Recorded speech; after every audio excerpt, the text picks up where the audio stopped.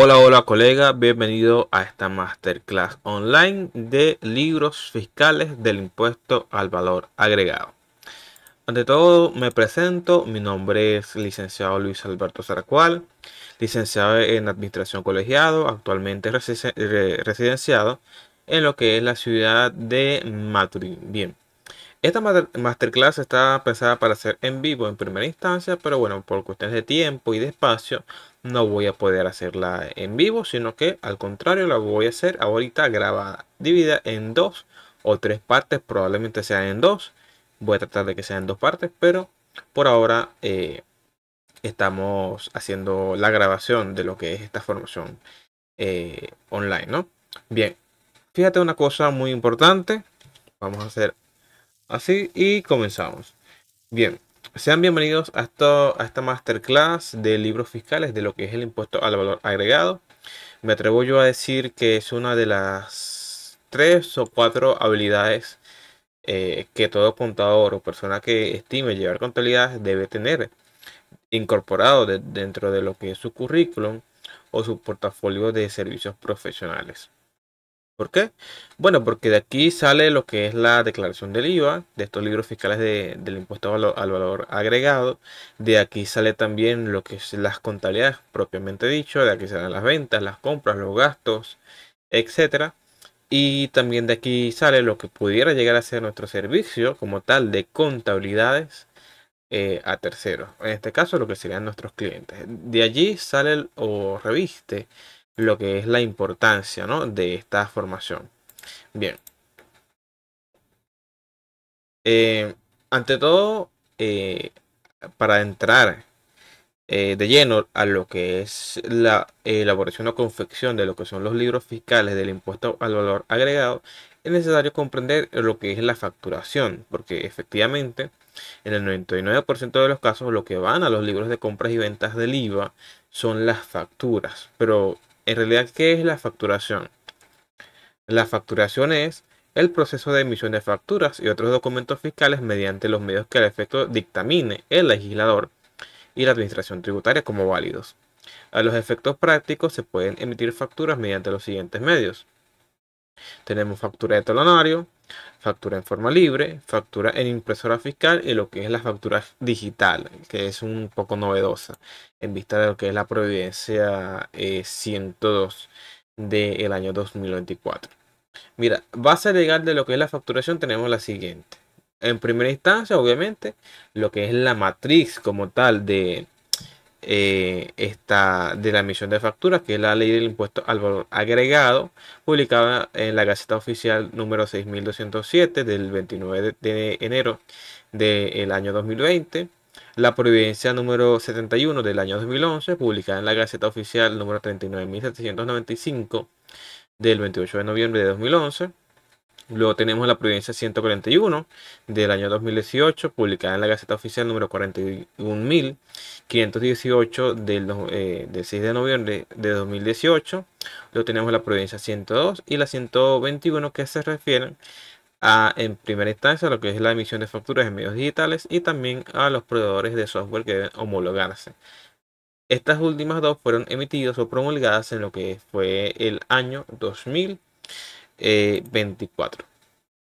Bien, hablamos de lo que es libro fiscal del IVA y automáticamente se nos viene a la mente, valga la expresión, lo que es el IVA, ¿no? Pero que en realidad, ¿qué es el IVA?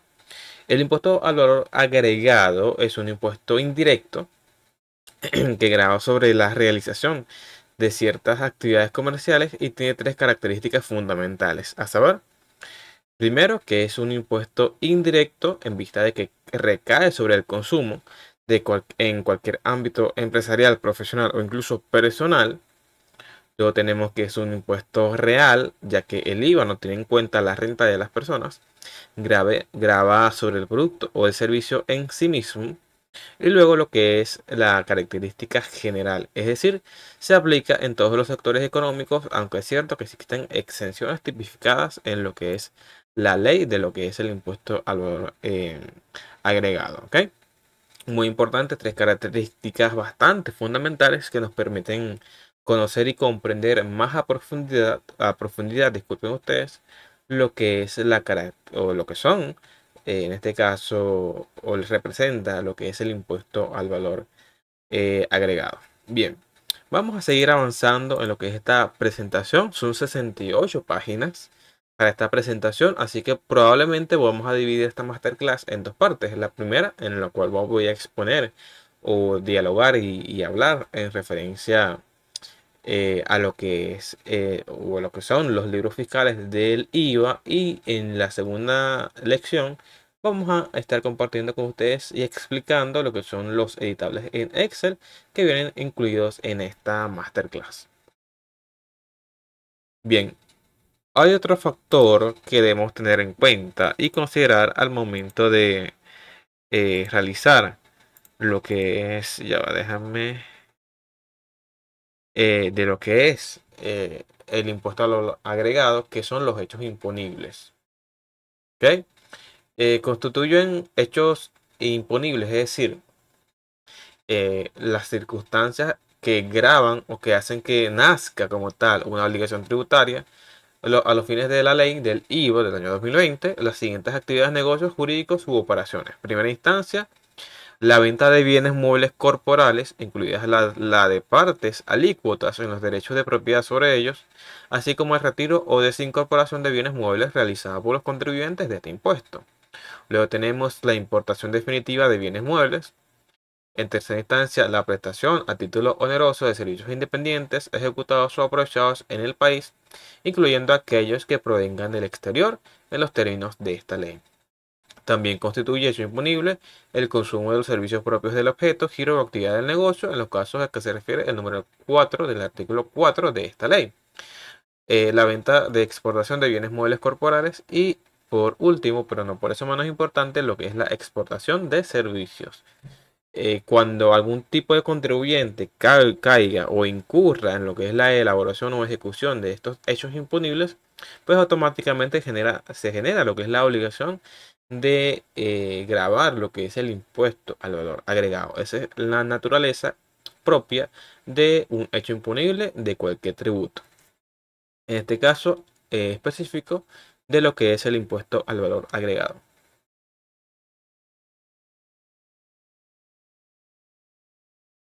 Bien, funciones de los libros del IVA. En primera instancia tenemos tres que son los más importantes. Obviamente existen muchísimos más, pero estos son los tres que consideré pertinente comentar en este caso. Primero tenemos la función de resumir las operaciones sujetas a la declaración del impuesto a lo agregado, lo que es la forma 99030, independientemente de que sea contribuyente ordinario o formal. Lo que hace es resumir básicamente las operaciones de ventas, compras y gastos que se han realizado teniendo en cuenta lo que es la ley del IVA y la providencia número 71 del año 2011. Luego tenemos desglosar las facturas de ventas, compras y gastos con sus respectivas retenciones. Este efecto de declarar y pagar, lo que es la forma 99035 en dado caso que se trate de un agente de retención o un contribuyente especial. Luego tenemos fungir como auxiliar al momento de realizar los asientos en los libros contables. ¿Por qué? Porque, siendo sincero, el 98-99% de la información contable que yo vacío en los libros diarios, el libro mayor y subsecuentemente en lo que son los libros de inventarios, donde van los balances, nace o la obtengo directamente de lo que son los libros fiscales del impuesto al valor agregado. De allí nace lo que es la importancia de estos libros auxiliares. ¿Ok? Sigamos avanzando con el contenido de la masterclass. Y tenemos, quiero hacer un break, eso sí. Únete a la comunidad de Instagram. Allí comparto contenido sin costo para estar siempre actualizado a nivel contable y tributario. Me estoy tomando un break, un descanso, porque tengo mucho burnout, tengo mucho agotamiento mental, administrando el Instagram, TikTok, el LinkedIn y tantas cosas. Pues me tomé un descanso para dedicarme exclusivamente, por ahora, eso sí, a lo que son mis cursos premium y a lo que es mi canal de YouTube. ¿Ok? Así que si me escriben por allí por Instagram o por TikTok y no les respondes, probablemente por eso, porque inclusive ya lo desinstalé. Pero igual, independientemente, es bueno que se unan, ya que allí compartí muchos, pero muchísimos contenidos gratuitos en los cuales con los cuales pueden aprender y actualizarse a nivel contable y tributario. Ok, ahora estoy enfocado directamente en mi canal de YouTube, propiamente dicho. Igual también pueden seguir por Instagram, por TikTok y por mi canal de Telegram. Bien, continuamos. Base imponible. La base imponible del IVA es aquella que se refleja en la factura fiscal independientemente de que sean ventas de contado o a crédito. Importante comprender que ya sabemos lo que son los hechos imponibles del IVA, es decir, las circunstancias atenuantes o las situaciones o las actividades mediante la cual nace la obligación tributaria de cobrar lo que es el impuesto al valor agregado, en este caso. Ahora bien, eh, la base imponible vendría a ser el monto realmente cuantificable en el cual se mide la magnitud de lo que es ese hecho imponible en este caso. Es decir, sobre la base imponible es que se va a cobrar la alicuota porcentual o lo que es el tributo per se en este caso considerando lo que es el impuesto al valor agregado. ¿Ok? Ya sabemos que, por ejemplo, la venta de un bien corporal o de un bien mueble, etcétera, genera lo que es impuesto al valor agregado, ¿ok? Pero la base imponible es el monto realmente cuantificable sobre el cual se va a cobrar este impuesto al valor agregado, ¿ok?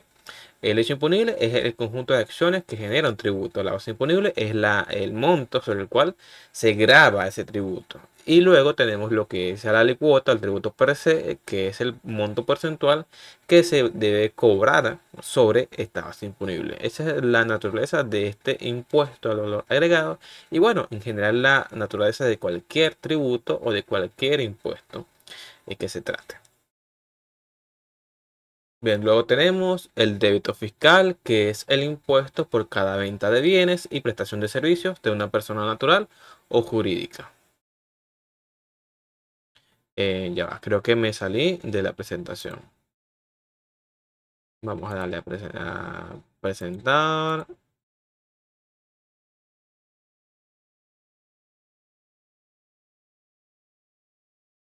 Bien, luego tenemos lo que es el crédito fiscal, que es el impuesto por cada compra de bienes y prestación de servicios de una persona natural o jurídica. Es un derecho que tiene el contribuyente a usar para reducir de su deuda fiscal del IVA. Se registran los libros contables por el débito o en la sección de débitos. Mira, muy importante este tema del débito fiscal. ¿Por qué? Porque el IVA se trata de un concepto o de una cuenta contable y tributaria cuando se vende de manera muy diferente a cuando se compra. En este caso, cuando se vende, obviamente estamos hablando de que es un pasivo, ya que eventualmente se va a tener que cancelar esa deuda o ese IVA por el cual que yo cobré cuando yo vendí lo que sea que yo vendo y que esté grabado, que voy a tener que cancelar o mensual o quincenalmente inmediatamente después de vencida lo que es la obligación tributaria, ¿ok? Entonces, el débito fiscal se trata del IVA cuando se vence, mientras que por el otro lado, el crédito fiscal es el IVA cuando se compra. ¿Ok? Véase que le coloqué acá la nota. Es un derecho que tiene el contribuyente a usar para reducir de su deuda fiscal del IVA. Es decir, se registra en los libros contables por el debe o en la sección de débitos. ¿Por qué? Porque es un gasto pagado por anticipado. ¿Ok? Eh, por eso se trata bien del IVA del débito fiscal y de lo que es el crédito fiscal. A tener en cuenta. Bien, basamento legal, nuevamente hacemos un pequeño repaso de lo que son los libros fiscales del impuesto al valor agregado. Primero tenemos el decreto de reforma parcial del decreto con rango, valor y fuerza de ley, de la ley del impuesto al valor agregado, publicado en la Gaceta Oficial Extraordinaria número 6507 del 29 de enero del año 2020. Luego tenemos la providencia SNAT 2011-71 que establece las normas generales de emisión de facturas y otros documentos. Gaceta Oficial 39.795 del 8 de noviembre del 2011. Básicamente tenemos esos dos elementos fundamentales considerados en la base legal de lo que es o de lo que son los libros fiscales de lo que es el impuesto al valor agregado. Bien.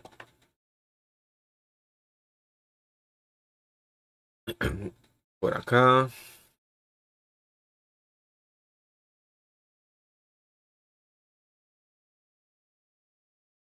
Fíjate una cosa. Contribuyentes del impuesto al valor agregado. Tres tipos de contribuyentes diferentes, conexos el uno del otro, pero diferentes e independientes entre sí. Mirad, primero tenemos los contribuyentes ordinarios, que son aquellos que realizan de manera constante operaciones grabadas por el impuesto al valor agregado. ¿Ok? Contribuyente ordinario puede ser un mecánico que realiza servicios independientes, un contador, un abogado, una ferretería, una farmacia, etcétera. Luego tenemos contribuyentes formales que ejecutan única y exclusivamente operaciones grabadas por el IVA, pero que sin embargo gozan de la exención o exoneración del tributo. Droguerías, farmacias, empresas de transporte de pasajeros, empresas de seguro, etc. Entonces que aquí también dice farmacia, pero eventualmente solamente se obtendrían la cualidad de contribuyente formal si solamente venden medicamentos, pues como tal, ¿ok? Si eventualmente venden productos grabados con el IVA, son contribuyentes ordinarios, porque siempre prima lo que es la cualidad de contribuyente ordinario. Luego la formal y en tercera instancia, pero no por eso menos importante, tenemos lo que son los contribuyentes ocasionales. Que son los que no siendo ni contribuyentes ordinarios ni formales, realizan importaciones de bienes para el consumo propio, es decir, no venden ni prestan servicios independientes sujetos al IVA, pero sí hacen importaciones de bienes y por ende están obligados a pagar el IVA al Estado en dicha operación. En tus demás compras pagan el IVA al proveedor y en todos los casos no tienen derecho a crédito fiscal y no están obligados a realizar declaración del tributo. Eso se trata sobre todo a lo que son los importadores ocasionales, ¿ok? Cuando realizan compras desde el extranjero, eh, pagan la nacionalización, pagan su IVA, pagan su planilla respectiva, etcétera. Pero de lo contrario, no venden productos ni servicios grabados por el IVA y tampoco son contribuyentes formales. Entonces, esos son los tres tipos de contribuyentes diferentes que establece lo que es la ley del impuesto al valor agregado en lo que es su reforma del año 2020.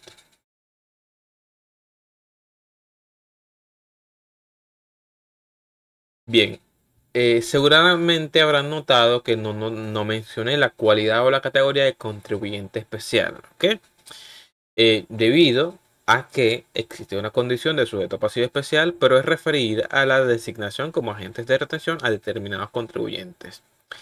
Se trata de una cuestión que obedece a la aceleración en la recaudación del IVA y por ende cualquier contribuyente ordinario, formal u ocasional puede ser designado sujeto pasivo especial. Para ser designado SPE se debe superar un importe de ingresos brutos fijados en la Providencia Administrativa número 685. Si es persona natural, y esto es algo que eh, tendría yo que modificar, ya que no está concordado con lo que es la Providencia número 5 del año 2022, en los cuales ha modificado o se ha incluido. Es más, vamos a hacer un pequeño break y vamos a irnos. Calendario. No, ya va. Providencia 5 de contribuyentes especiales.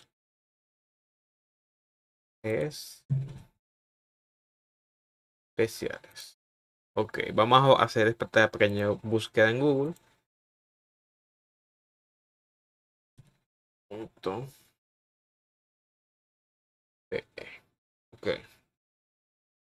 Y nos va a salir lo que es la providencia número 5 del 2023, si la memoria no me falla. Es correcto, 2023. Y vamos a hacer, y esto es un pequeño paréntesis, vamos a descargar.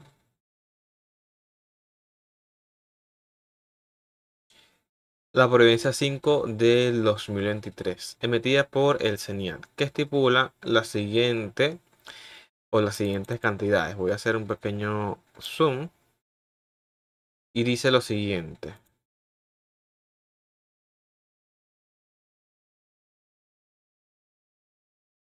él hace la distinción en dos grandes áreas, la región capital como tal y las otras regiones. Es decir, que los criterios entre una y otra son independientes. ¿Ok? Pero te dice que podrán ser calificados como sujetos pasivos especiales sometidos al control y administración de la Gerencia Regional de Tributos Internos de Contribuyentes Especiales de la región capital los siguientes sujetos pasivos con domicilio fiscal en la jurisdicción de la región capital. A las personas naturales que hubiesen obtenido ingresos brutos iguales o superiores al equivalente a 15.000 veces el tipo de cambio oficial de la moneda de mayor valor publicada por el Banco Central de Venezuela, conforme a lo estipulado, a lo señalado en su última declaración jurada anual presentada para el caso de tributos que se liquiden por periodos anuales o que hubieran efectuado ventas o prestaciones de servicios mensuales por montos superiores al equivalente a 1.250 veces el tipo de cambio oficial de la moneda de mayor valor publicada por el Banco Central de Venezuela, conforme a lo señalado en cualquiera de las 6 últimas declaraciones para el caso de tributos que se liquiden por periodos mensuales. Igualmente podrán ser calificadas como especiales las personas naturales que laboren exclusivamente bajo relación de dependencia y hayan obtenido enriquecimientos netos iguales o superiores a 15.000 veces el tipo de cambio oficial de la moneda de mayor valor publicada por el Banco Central de Venezuela, conforme a lo señalado en la última declaración del impuesto sobre la renta presentada. Esto es en función eh, de lo que son la designación en el distrito capital. Bien, las personas jurídicas, con exclusión de las señaladas en el artículo 4 de esta provincia administrativa, que hubieran obtenido ingresos brutos iguales o superiores al equivalente a 120.000 veces el tipo de cambio oficial de la moneda de mayor valor, publicado por el Banco Central de Venezuela, conforme a lo señalado en su última declaración jurada anual presentada para el caso de tributos que se liquiden por periodos anuales o que hubieran efectuado ventas o prestaciones de servicios mensuales por montos iguales o superiores a 10.000 veces el tipo de cambio oficial de la moneda de mayor valor, publicada por el Banco Central de Venezuela conforme a lo señalado en una cualquiera de las 6 últimas declaraciones presentadas para el caso de tributos que se liquiden por periodos mensuales. ¿Ok? Básicamente esos serían los mínimos en los cuales se puede ser designado como contribuyente especial o sujeto pasivo especial en ambos casos. Bien, lo referido a la estructura, o bueno, en realidad al contenido del libro de compras y ventas está tipificado en el reglamento general de lo que es la ley del impuesto al valor agregado, específicamente en los artículos que vamos a mencionar a continuación. ¿Qué se debe registrar en los libros del IVA? La ley del IVA en su artículo número 56 dice lo siguiente. Los contribuyentes deberán registrar contablemente todas sus operaciones, incluyendo no sujetas, facturas o documentos equivalentes y las notas de crédito y débito que emitan o reciban. Mientras que el artículo número 70 dice lo siguiente. Se registrarán las facturas y documentos equivalentes, notas de débito y de crédito y otros documentos que comprueben las ventas o prestaciones de servicios. Mira, esto es lo que dice el artículo número 56. ¿Qué dice o qué nos va a entender? En dado caso, este artículo número 56, que todas las facturas de ventas, de compras, notas de crédito, débito y comprobantes de retención, esos 5 grandes elementos, deben estar registrados en los libros fiscales del impuesto al valor agregado. Todos y cada uno de los elementos que cambien o que modifiquen mi valor o mi cuota tributaria del IVA, ¿okay? En su forma 99030, deben estar registrados acá, ¿ok? Y aquí hago uno de mis primeros comentarios polémicos, y es que no debe registrarse lo que es la columna del IGTF, ¿ok? Que perciben los contribuyentes especiales cuando compran, o cuando en este caso, cuando realizan ventas u operaciones en divisas con sus clientes, ¿ok? ¿Por qué? Porque no me modifica lo que es la cuota tributaria en mi forma 99030. Por ende, no hay como tal una modificación a lo que es mi cuota tributaria. De allí nace mi criterio. ¿Ok? Bien, continuamos. Proceso de compras y cuentas por pagar y pagos. Este, Este diagrama, ¿ok? Lo estoy consultando directamente desde la página muy buena, por cierto, que les recomiendo seguirla, que se llama creacionessh.com y que en Instagram se llama contabilidad al día o contabilidad al día, si mal no recuerdo, ¿eh? Luego, primero recibimos lo que es una factura de proveedor. Si la factura cumple con con los requisitos, tenemos esta pregunta, no cumple con los requisitos, devolver al proveedor, control fiscal. Y si cumple con los requisitos, pues entonces si cumple con los requisitos, enviar al departamento de cuentas por proveer. Luego vamos a registro, en el libro de compras, debe estar registrado según el artículo número 75 del reglamento de la ley del IVA. Y también se debe incluir en lo que es el resumen en el libro, según el artículo número 72 del reglamento de la ley del IVA. Luego tenemos el momento del abono en cuenta, si es contribuyente especial, generar el comprobante de retención del IVA, obviamente. Y luego tenemos la declaración mensual o quincenal del IVA. Y luego lo que es la deducibilidad en nuestro impuesto sobre la renta anual, ¿ok? Primer control fiscal o checklist en el portal fiscal. Obviamente vamos a registrar o a verificar que el RIF sea válido y luego vamos a verificar los requisitos o que cumpla con los requisitos estipulados en lo que es la provincia número 71 del año 2011. Vean que es una infografía pero muy buena y por eso quise tomarla como inspiración en esta masterclass. Bien, continuamos. ¿Qué se debe registrar en los libros? Pregunta muy importante. Ley del IVA número 56.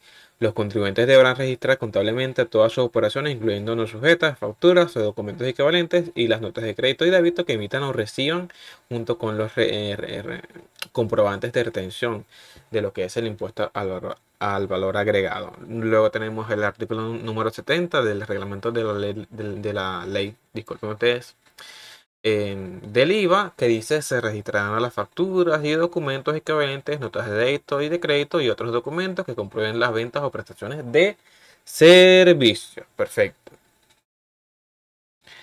Mira, temporalidad de los registros en los libros, artículo número 70. Igual también nos vamos al Código Orgánico Tributario y al Código de Comercio. Dice, los libros se registrarán cronológicamente y sin atrasos, mientras que el artículo número 75 del reglamento de la ley del IVA dice, los contribuyentes ordinarios y del impuesto deberán registrar cronológicamente y sin atrasos en el libro de compras. Artículo 76 del reglamento, los contribuyentes deberán registrar cronológicamente y sin atrasos en el libro de ventas. Así, básicamente lo que es la cronología, y estos documentos tienen una vigencia, una duración máxima de 10 años, es decir, estamos en 2025, los que sean del 2014 para atrás no tienen ningún tipo de validez legal, ¿ok? Bien, prescripción, artículo número 56 de la ley del IVA. Los contribuyentes deberán conservar en forma ordenada, mientras no esté prescrita la obligación, tanto los libros, facturas y demás documentos contables como los medios magnéticos, discos, cintas y similares que se hayan utilizado para efectuar los asientos y registros correspondientes. Artículo 73 del reglamento. Los contribuyentes que lleven los registros y libros citados conservarán en forma ordenada mientras no esté prescrita la obligación. La prescripción ahorita actualmente se trata de 10 años, es decir, como les comenté anteriormente, los documentos que tengan una duración o una vigencia mayor a 10 años ya no tienen ningún tipo de validez legal, valga la expresión. Bien, por acá tenemos la consulta número 29.590 al CENIAT de fecha 2 de abril del año 2007, que dice lo siguiente. Consulta cronología para el registro de las facturas en el libro de compras. Déjenme tomar un poquito de agua. Dice lo siguiente. El reglamento general de la ley del IVA, de la ley que establece el impuesto al valor agregado, después con ustedes, ya identificado, señala que los libros de compra y de venta se registrarán cronológicamente sin atrasos. Sin embargo, siendo el IVA un impuesto que se determina por periodos de imposición de un mes calendario, toda vez que en cada año civil habrá que determinar y declarar el impuesto en 12 oportunidades, según lo establece el artículo 32 de la ley, se debe concluir que el concepto de cronología se interpretará por periodo fiscal y no por año calendario. Ahora bien, en cada periodo se deben registrar las facturas correspondientes al mes en curso por orden de fechas de emisión. Por otra parte, en cuanto a las facturas recibidas durante ese periodo fiscal emitidas en meses anteriores, que como ya señalamos en la presente consulta, pueden ser registradas en el libro de compras en el periodo en que se reciban, estas deben registrarse por orden de fechas de emisión, bien sea al final o al principio del registro en el libro. En conclusión, cada agrupación por mes y por fecha atendiendo a la fecha de emisión de las facturas. Es decir, básicamente deben registrarse las facturas conforme se reciben. En el caso de los libros de compra y venta. No, Luisito, pero pasa que yo pagué y el proveedor apenas me está enviando la factura 2 meses después. Bueno, registra. Si entra en el mismo año calendario, o inclusive me atrevo a decir en el mismo ejercicio contable del contribuyente, pues la puede declarar en su forma 99 sobre 30. Trato siempre en las contabilidades que llevo que las compras no tengan una vigencia o una diferencia de más de 2 meses para evitar inconvenientes, poner la retención y todo lo demás, ¿ok? Pero siempre trato de llevar la cosa de lo mayor ordenada posible. Siempre es importante tener eso en cuenta. Bien, consulta número 27.951 de fecha 28 de agosto del año 2006. Consulta es la siguiente.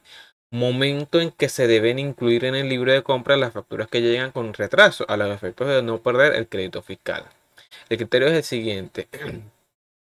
Es importante destacar que el legislador patrio no previó de forma expresa el registro de las facturas producto de las compras a crédito.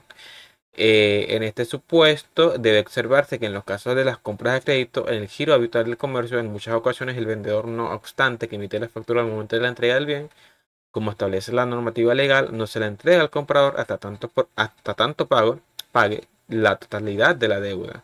Así pues, por ejemplo, la factura se emite en el mes de abril al momento de la entrega del bien, pero es entregada al comprador en el mes de julio.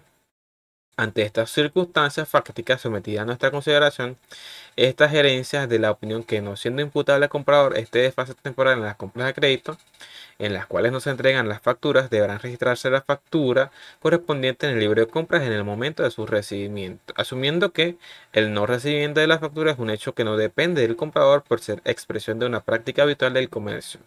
Consensuada entre las partes, el registro de la operación en el libro de compras se deberá realizar en el mes en el que efectivamente se recibe la factura. Valga la expresión y traducido al cristiano, usted registra su factura en el libro de compras una vez usted tenga en sus manos, en su poder, la factura original.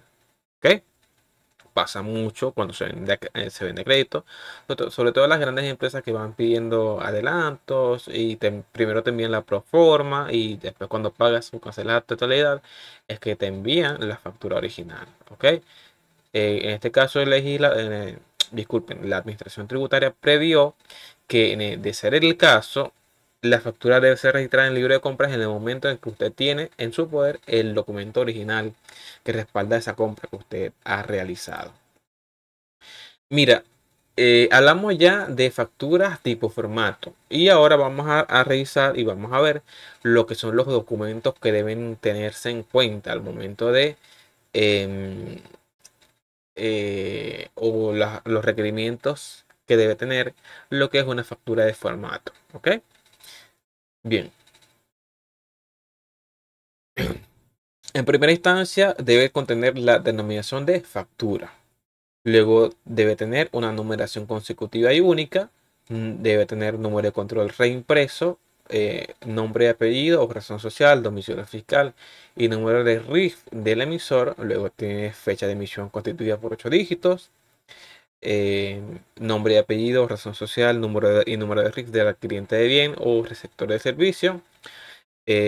Descripción de la venta del bien o de la prestación del servicio con indicación de la cantidad y monto, especificación del monto total de la base imponible de impuesto al valor agregado, discriminada según la alícuota, indicando el porcentaje, así como la especificación del monto total exento o exonerado, especificación del monto total del impuesto al valor agregado, discriminado según la alícuota, indicando el porcentaje aplicable, indicación del valor total de la venta de los bienes o de la prestación del servicio o de la suma de ambos, si corresponde.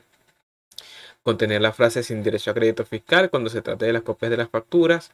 En los casos de operaciones grabadas con el impuesto al valor agregado, cuya contraprestación haya sido expresada en moneda extranjera, equivalente a la cantidad correspondiente en moneda nacional. Deberán constar ambas cantidades en la factura con indicación del monto total y del tipo de cambio aplicable. Estas son las facturas tipo talonario que uno llena con su respectivo papel y carbón, a lapicero negro, etcétera. Estas son las facturas de formatos o factura manual, como me gusta siempre decirles a este tipo de facturas. Son las facturas estándar, ¿ves? El artículo número 30 de la provincia administrativa número 71 del año 2011 solo establece básicamente como requisitos fundamentales que todos los datos, tanto del emisor de la factura como de la imprenta autorizada, estén previamente impresos dentro del talonario, quedando entonces libre solo para rellenar los datos de la venta de los bienes o servicios y del cliente o receptor. Muy importante a tener en cuenta. Ya va. Vamos a repasar ahora.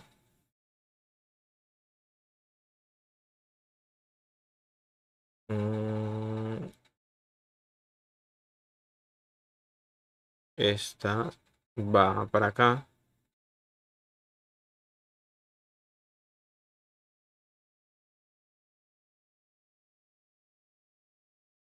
Esta va para acá. Y quedamos en la 28. Ok. Vamos a presentar. No.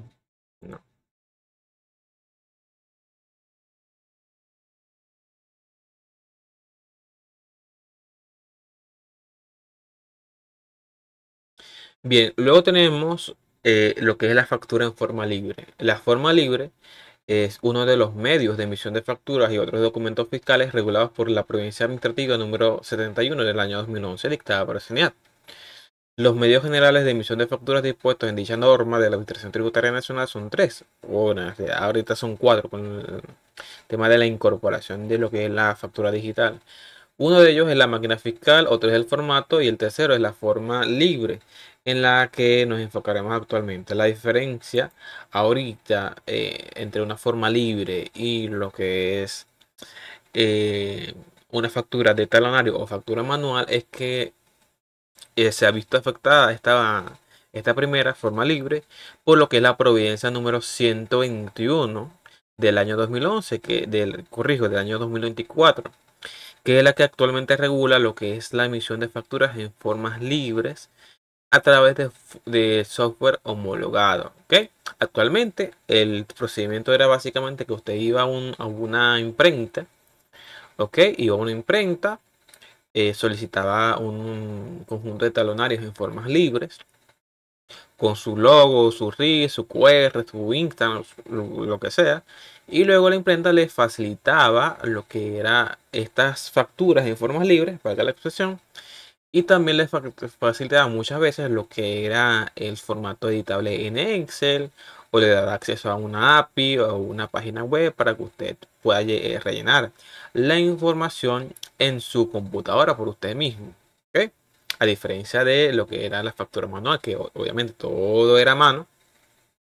Esto era lo que cambiaba o variaba en una factura en forma libre. ¿Ok?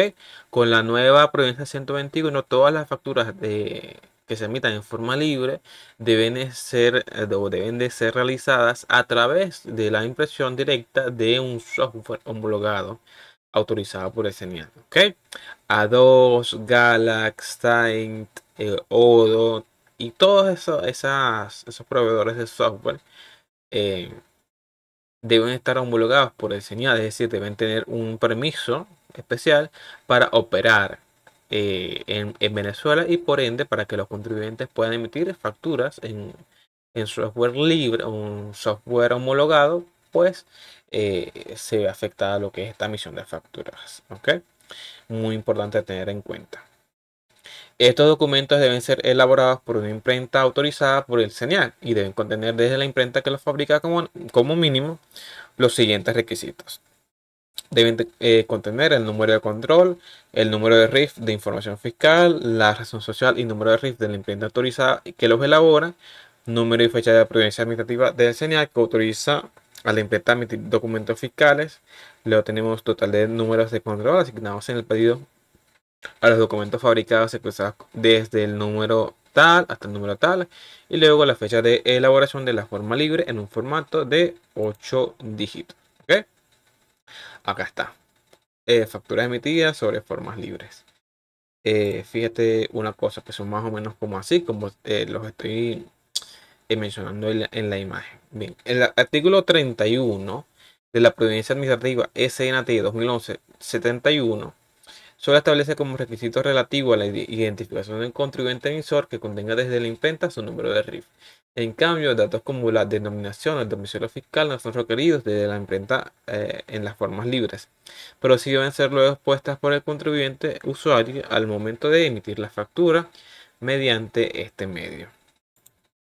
Bien, ¿quiénes deben emitir facturas fiscales en este caso? Obviamente, nos saltamos directamente a esta etapa, a este artículo, pero este está definido en lo que es el artículo número 8 de la Providencia 71 de lo que es del año 2011, ¿ok? Que trata sobre las normas generales para la emisión de facturas y otros documentos. Bien, los contribuyentes ordinarios del IVA, los sujetos que realizan operaciones en almacenes libres de impuestos, duty free shops, y los sujetos que no califiquen como contribuyentes ordinarios del IVA, deben utilizar exclusivamente máquinas fiscales para la emisión de facturas cuando concurran a las siguientes circunstancias. O cuando obtengan ingresos brutos anuales superiores a 1.500 unidades tributarias. 2. Cuando realicen mayor número de operaciones de ventas o prestaciones de servicios con sujetos que no utilicen la factura como prueba del desembolso o del crédito fiscal según corresponda. Y 3. Cuando desarrollen conjunto o separadamente algunas de las actividades indicadas en este caso.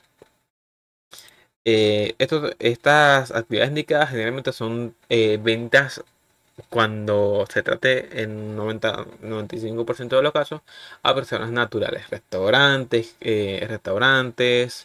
y algún tipo de actividad de consumo masivo. ¿Ok? Pero siempre se me viene a la mente como primer punto lo que son los restaurantes. ¿Ok? Esos son los contribuyentes, en realidad, disculpen ustedes, ese es el conjunto de actividades o de elementos o circunstancias que te hacen que nazca la obligación de tener a una máquina fiscal para lo que es la emisión de la factura per se. ¿Ok?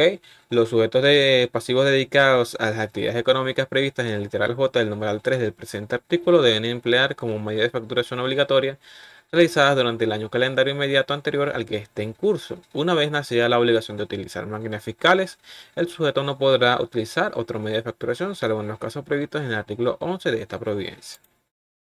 Bien, estos son tres tipos de máquinas fiscales y ustedes podrán decirme, bueno, Luisito, pero ¿por qué si estamos hablando de libros fiscales del IVA hace mención a los tipos de máquinas fiscales? Es muy importante que ustedes tengan en cuenta el tipo de información, porque de acá, de estas máquinas fiscales, salen las zetas y esas zetas van a ser registradas en lo que son los libros fiscales de ventas. Ok, así que es muy, pero muy importante que usted tenga en cuenta y considere estos tipos de máquinas fiscales. Tenemos la caja registradora fiscal que posee todos los elementos integrados. Luego tenemos la impresora fiscal, solo se encarga de imprimir las facturas, todo lo demás se realiza desde un sistema. Y luego tenemos el punto de venta fiscal, que son equipos todo en uno, imprimen facturas, comprobantes de pago, realizan también pagos móviles, que me quedé muy impresionado la última vez que fui a Total Calzado a realizar una compra. Y el pago móvil lo realizaron directamente desde su sistema y luego obviamente emitió el comprobante de pago móvil. Es una cosa increíble, de verdad, muy, muy, pero muy buena. Bien, en el 2011 el CENIAT publicó la última providencia administrativa vigente, donde se regula la emisión de facturas fiscales y todos los procesos relacionados a esta actividad. Entre las disposiciones de esta providencia se encuentra la obligatoriedad de su emisión, es decir, emitir una factura no solo es importante por motivos fiscales, sino que su no omisión acarrea consecuencias legales como sanciones o multas. Sin embargo, porque solamente pueden ser emitidas por máquinas fiscales. Como adelantábamos antes, dicha providencia da indicaciones respecto a múltiples ámbitos involucrando el proceso de facturación. Si él no indica que las facturas deben cumplir con una norma, con una forma en particular, sí establece los requisitos que deben cumplir para que sean válidas y el proceso que deben seguir para ser emitidas. Muy importante. Bien, continuamos.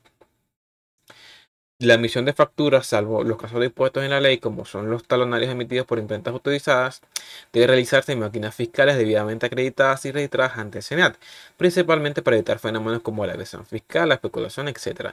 Estas máquinas deben cumplir con requisitos fundamentales como lo que es o como lo son la implementación de un dispositivo transmisor de captura y transmisión de datos, de manera que estos puedan ser recopilados por el SENIAT posteriormente. Las particularidades legales de estas máquinas fueron establecidas por el SENIAT en lo que es la Providencia Administrativa 141 del año 2018. Es importante destacar que, aunque en las facturas en bolívares, igual debes emitir facturas. Es muy importante eso al momento de realizar operaciones en moneda extranjera.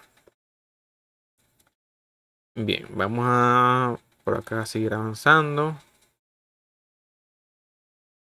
Ya va. Continuamos. Uno de los dispositivos obligatorios en máquinas fiscales, y obviamente esto es por encimita para que lo tengan en cuenta, eh, es el dispositivo de captura y transmisión de datos, que es una unidad que se plantea que pueda estar de forma integrada o externa a la máquina fiscal y la cual deberá tener capacidad de conectarse por medio de Internet para permitir capturar los datos contenidos en la memoria fiscal y transmitir estos al denominado repositorio del sistema centralizado de facturación electrónica. El segundo de los dispositivos es la memoria de auditoría, que en la norma se define como una unidad de almacenamiento de todas las facturas y otros documentos emitidos por la máquina fiscal, incluyendo los comprobantes no fiscales, cuya tecnología no permite la modificación ni la eliminación de los registros en ella contenidos y mantiene los datos almacenados sin necesidad de alimentación eléctrica. Importante, el primero captura y envía todos los datos al CENIAT y el segundo pues es básicamente un repositorio físico de todas y cada una de las facturas emitidas durante la vida útil de lo que es la máquina fiscal. ¿Ok? Estos dispositivos o estas máquinas fiscales emiten los siguientes documentos. En primera instancia está el corte Z, que es el cierre de la caja automática en la máquina fiscal que se realiza al finalizar el día. Y luego está el corte X, que son todas las operaciones del día hasta el momento en el que se emite. ¿Ok? El corte Z va a lo que son los libros fiscales de ventas en este caso. Mientras que el corte X muy rara vez se utiliza o se saca, y cuando se saca o se emite, pues básicamente es cuando el CENIAT o la alcaldía o algún tipo o algún otro ente que verifique los ingresos del contribuyente, pues te pide el corte al día o bueno, en realidad sí, a la fecha y a la hora en la cual llegan a realizar lo que es la verificación de deberes formales. Muy para tener en cuenta. Bien, hay un tipo de facturas que son los talonarios de contingencias que se usan en los casos en que el contribuyente usuario de la máquina fiscal no puede emitir facturas a través de esta. El artículo número 10 de la Providencia 71 dicta o dictamina lo siguiente. Cuando los sistemas computarizados o automatizados para la emisión de facturas y otros documentos se encuentren inoperantes o avariados, los documentos deberán emitirse sobre formatos elaborados por imprentas autorizadas con el número del documento precedido de la palabra serie, seguida de caracteres que la identifiquen y diferencien. En estos casos, los emisores deben mantener permanentemente en el establecimiento los referidos formatos a los fines de dar cumplimiento a lo establecido en este artículo. Talonario de contingencia no es que tú no quieras usar la máquina fiscal y vas a sacar un talonario. El talonario de contingencia es cuando usted o su máquina fiscal incurra en algún tipo de problema o inconveniente y se emite a través de un talonario de contingencia. Muy para tener en cuenta. Bien, libros y registros contables y especiales en el impuesto a la renta y el IVA, según lo que es el artículo número 102 del Código Orgánico Tributario. Institutos tributarios en referencia al registro de esta información. Mira, No llevar los libros y registros contables y especiales exigidos por las normas respectivas es un ilícito tributario. Luego está llevar los libros sin cumplir con las formalidades o llevarlos con atraso superior a un mes. Luego está no llevarlos en idioma castellano o en moneda nacional. Luego está no conservar los libros durante el plazo establecido por las leyes, es decir, un año. Sanciones: clausura de la oficina, local o establecimiento por un lapso de 10 días continuos y multa equivalente a 150 veces el tipo de cambio oficial de la moneda de mayor valor. Luego, dos, serán sancionadas con clausura de la oficina, local o establecimiento por un lapso de 5 días continuos y multa equivalente a 100 euros el tipo de cambio oficial de la moneda de mayor valor. Obviamente, estos ilícitos y sus sanciones están contenidos en lo que es el artículo número 102 de lo que es el Código Orgánico Tributario. Muy a tener en cuenta. Bien, reglamento de la ley del IVA del año, en su artículo número 72, estipula lo siguiente. Ya va. Estipula lo siguiente. En el caso de operaciones grabadas con distintas alícuotas, deberán indicarse dichos bienes separadamente, agrupándose por cada una de las alícuotas.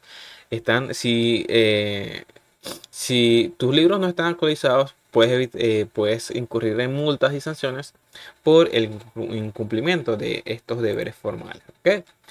El artículo número 71 estipula que los libros de compra y de ventas deberán mantenerse permanentemente en el establecimiento del contribuyente. Muy importante. El CENIAT, el Seguro Social también, la alcaldía, el FONACIC también me ha tocado el momento de que sean requeridos los libros de compras y ventas, y algún tipo de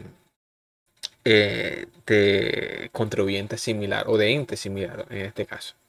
Miren, libros en el establecimiento, domicilio, casa matriz o sucursal. Consulta número 30.434 del 22 de marzo del año 2007, estipulado lo siguiente. La situación de consulta es la siguiente. ¿Qué se debe entender por el establecimiento a fin de cumplir con el artículo 71 del reglamento de la ley del IVA, que establece los libros de compras y ventas deberán mantenerse permanentemente en el establecimiento del contribuyente? Y el criterio del CENIAT es el siguiente. Un mismo contribuyente puede tener más de un establecimiento, sean estos sucursales o puntos de venta, por lo que resultaría incongruente pretender la permanencia de los libros especiales en cada uno de los lugares en los que el contribuyente desarrolla su actividad económica principal. Más aún cuando el propio reglamentista en el artículo 70 establece como principio la unicidad de los registros de compra y venta al exigir que los contribuyentes lleven un único libro para sus operaciones de compra y otro para las operaciones de venta. La administración tributaria podrá requerir la permanencia de estos registros en uno de los establecimientos del contribuyente, el cual debe corresponder con el establecimiento que sirva como domicilio fiscal. Es decir, bástase la permanencia vamos, en la casa matriz de la empresa y una copia simple en sus demás sucursales. ¿Ok? Aunque aquí seguramente se pudiera llegar a entender que el libro de compra y venta simplemente puede permanecer en lo que es la casa matriz y no puede o no debería estar en la sucursal, básicamente. Bien, vamos a ir avanzando un poco y vamos a ver cómo debe ser el libro de venta según el artículo número 76 del reglamento de la ley del IVA, que habla sobre las ventas en general. Debe contener la fecha y número de factura, comprobantes y otros documentos equivalentes, notas de débito o crédito y la guía o declaración de exportación. Luego tenemos el nombre y apellido del comprador de los bienes o receptor de servicio cuando se trate de una persona natural. Cuando sea jurídica, la razón social, el número de RIF.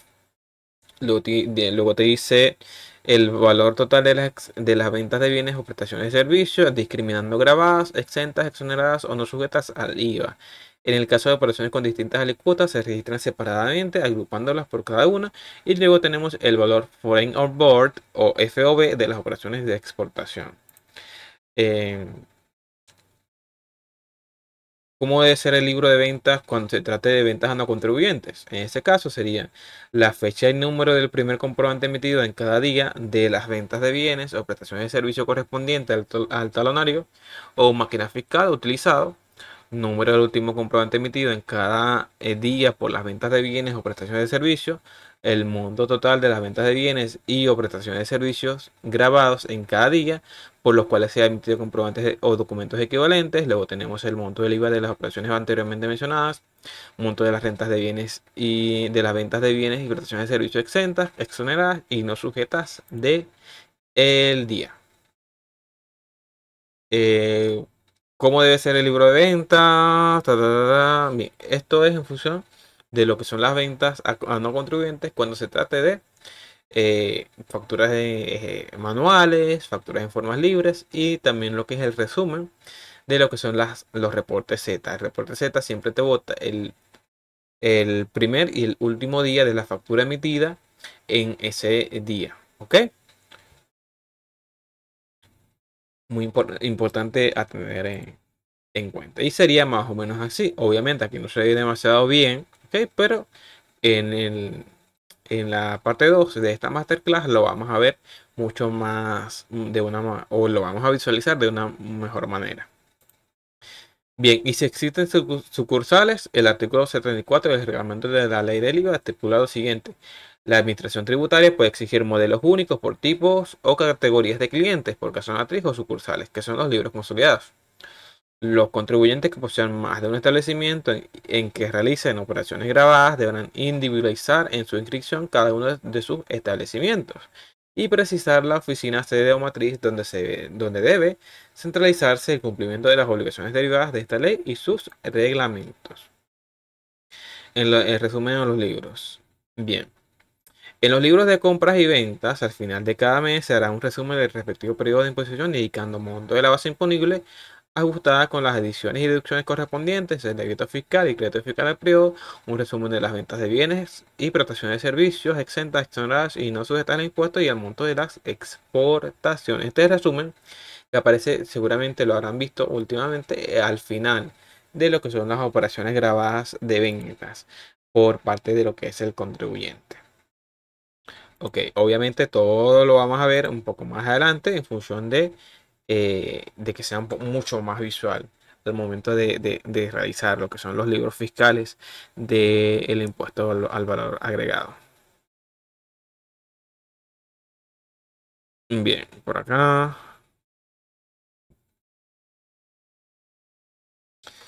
Los contribuyentes ordinarios del impuesto al valor agregado deberán registrar cronológicamente y sin atrasos en el libro de compras los siguientes datos. Primero, fecha de la factura de compra o documento equivalente. 2. Número de la factura de compra o número de declaración de aduanas o documento equivalente. Luego 3. Razón social del vendedor, nombre y apellido o razón o nombre de la empresa. Y 4. Número de RIF del comprador. Obviamente, los contribuyentes ordinarios del IVA también deben registrar valor total de las importaciones y compras netas nacionales, discriminando las grabadas, exentas y exoneradas. Luego tenemos el monto del crédito fiscal en los casos de importaciones o compras nacionales grabadas, base imponible de las importaciones o compras grabadas, indicando el porcentaje o la alícuota. Y también tenemos la base imponible de las importaciones o las compras exentas o exoneradas. Sería más o menos así. Obviamente también tampoco se visualiza demasiado bien, pero pronto en el día o en la clase número 2 también repasaremos ese tema. Bien, y tanto en el libro de ventas como en el libro de compras deben estar los resúmenes en los libros de las ventas y su débito fiscal y de las compras y su crédito fiscal correspondiente. Muy importante.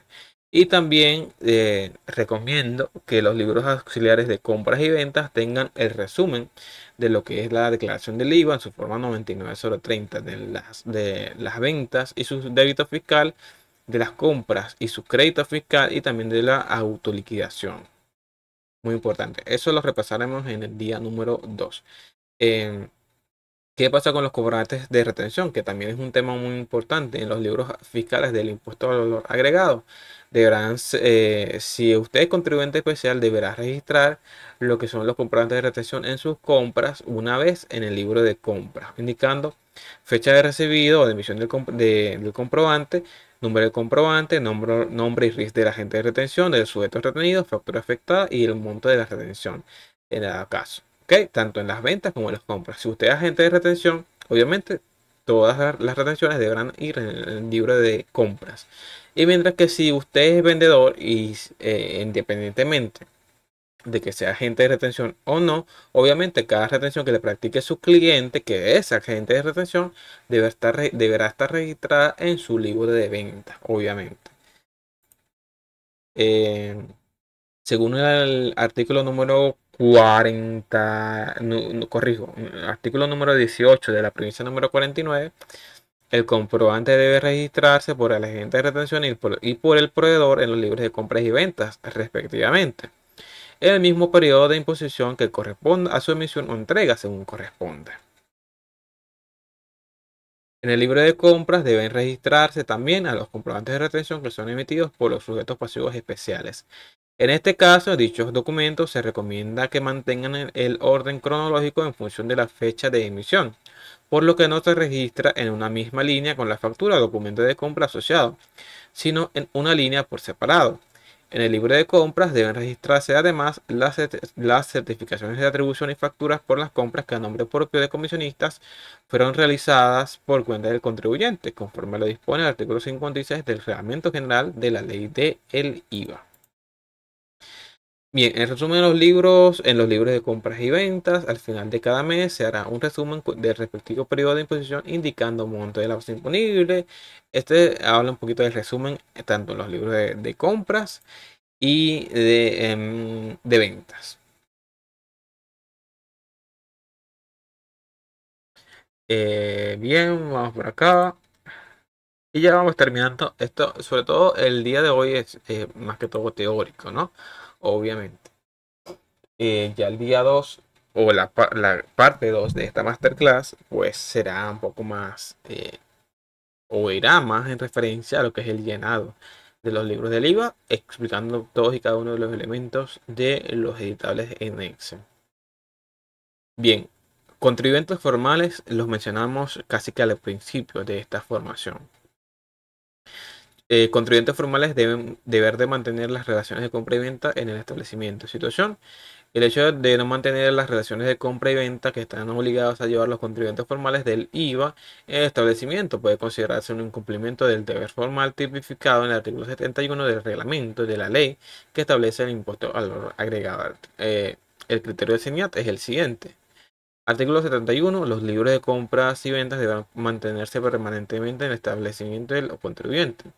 En consecuencia, esta gerencia es de la opinión que los contribuyentes del IVA que califiquen como formales estarán en la obligación de mantener de forma permanente en sus establecimientos las relaciones de compra y venta que hace referencia a la providencia número SNAT 2003-1677 por interpretación de los artículos 8 de la ley que regula el IVA en concordancia con lo dispuesto en el artículo 145 del Código Orgánico Tributario mencionado y también lo que es el artículo 71 de la ya tantas veces mencionada Ley del Impuesto al Valor Agregado, sin que ello implique una interpretación analógica de la normativa en estudio, sino una estricta aplicación de la normativa creada para regular los deberes de dichos contribuyentes. ¿Qué pasa? Muchas veces olvidamos que los contribuyentes formales no deben de declarar lo que es el impuesto al valor agregado, sino más bien llevar o realizar una relación informativa trimestral, ¿ok? Dividida en 3 meses, es decir, enero, febrero, marzo, abril, mayo, junio, etcétera. Por eso es que nos están pidiendo acá que los libros o las relaciones de compra y venta deben permanecer en el domicilio fiscal del contribuyente formal. Es muy importante eso. Por acá. Luego tenemos esta consulta número 30.753 de fecha 20 de diciembre de 2006. Dice consulta que se debe entender por registrar separadamente agrupándose por alicuotas y el criterio del CENIA es el siguiente. Esta gerencia se permite acotar que los contribuyentes deben asentar en los libros de compras y de ventas según corresponda de manera separada cada una de las operaciones grabadas, debiendo clasificarlas por alicuotas por cada operación. Se deberán reflejar las distintas alicuotas con sus correspondientes bases imponibles, así como el débito y el crédito según cada caso. De esta forma se da cumplimiento a lo establecido en los artículos número 75 del reglamento de la ley del IVA. ¿Qué pasa? Muchas veces tenemos ventas con alicuotas del 16% y otras del 8%. Cuando hay ventas con lo que es la alícuota del 8%, yo la registro en columnas separadas. Y cuando no, simplemente me voy a la alícuota general. Así de simple, así de sencillo. Así lo hago yo y ya por ahora no he tenido ningún tipo de problema. Si usted lo quiere hacer de manera diferente en sus libros auxiliares de libros auxiliares del IVA, pues entonces lo puede hacer. No hay ningún tipo de problema respecto a ese tema. Los contribuyentes formales deberán llevar una relación cronológica mensual de todas las operaciones de venta, sustitución del libro de ventas prevista en la ley que establece el impuesto al valor agregado, cumpliendo con las siguientes características: fecha, número de inicio de la facturación del día, número final de la facturación del día, monto consolidado de las ventas del día. Los contribuyentes formales deberán llevar una relación cronológica mensual de todas las operaciones de compra y sustitución del libro de compras previsto en la ley que establece el impuesto al valor agregado, cumpliendo con las siguientes características: la fecha y el número de factura, nota de débito o de crédito por la compra nacional o extranjera de bienes y recepción de servicios, y de la declaración de aduanas presentada por motivo de la importación de bienes o la recepción de servicios provenientes del exterior. Asimismo, deberán registrarse iguales datos de los comprobantes y documentos equivalentes correspondientes a la adquisición de bienes y servicios. Luego tenemos el nombre y apellido del vendedor o de quien prestó el servicio, en los casos en que sea persona natural, la denominación o razón social del vendedor o prestador del servicio, en los casos de personas jurídicas, propiedad, sociedades de hecho o irregulares, comunidades, consorcios y demás entidades económicas o jurídicas públicas o privadas. Luego tenemos el número de RIF del contribuyente del vendedor o de quien preste el servicio cuando corresponda. Y luego tenemos el valor total de las compras nacionales de bienes y recepción de servicios, registrando el monto soportado por IVA en los casos de operaciones grabadas. Y este es el libro de ventas de los contribuyentes formales.